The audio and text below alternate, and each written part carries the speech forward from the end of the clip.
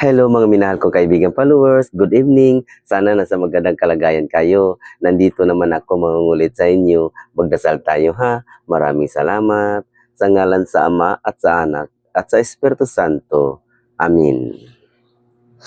Ama Banal, maraming salamat sa panibagong gabi na iyong ibinigay at sa pagkakataong ito na masikutuparan ko ang aking ginagawa ng maayos, matagumpay at puno ng pagmamahal.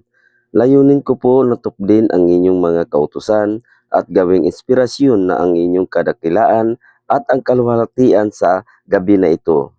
Itinataas ko sa ikapitong kalangitan ang lahat ng ito at ang panalangin na sanay ay iyong kalugdan ang anumang tagumpay ng aking makakamit.